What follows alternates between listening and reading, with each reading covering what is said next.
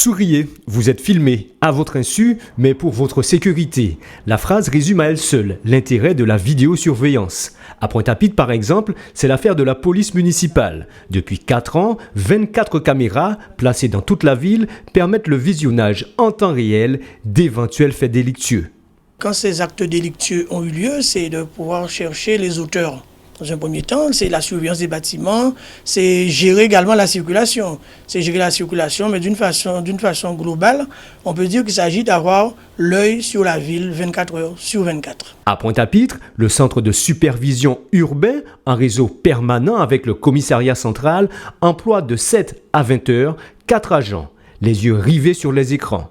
Leur rôle, relayer les informations aux équipes sur le terrain, la technologie au service de la police, mais pas à la place de la police. Si vous n'avez pas sur le terrain des acteurs capables d'intervenir, effectivement, ça n'aura pas véritablement beaucoup de sens. Mais simplement, les opérateurs, ils sont en relation directe avec les acteurs de terrain, qu'ils soient police nationale ou municipale. Les agents du CSU de Pointe-à-Pitre sont quotidiennement aux premières loges d'infractions de toutes sortes. Tout cela dans le plus strict respect de la loi. Il y a ce qu'on appelle le masquage, c'est-à-dire que les habitations sont masquées.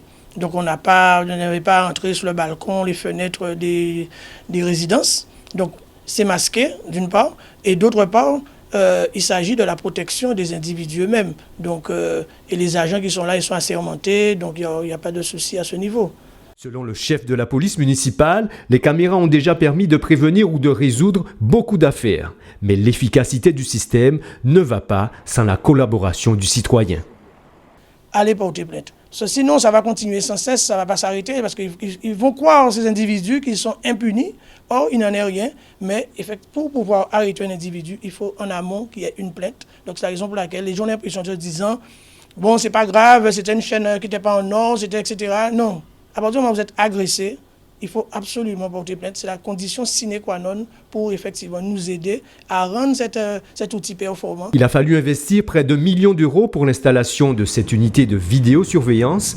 Il en faudra 600 000 de plus pour l'installation de 20 caméras supplémentaires, ce qui portera le taux de couverture à 1 caméra pour 390 habitants, ce qui fera de Pointe-à-Pitre l'une des villes les plus surveillées de France.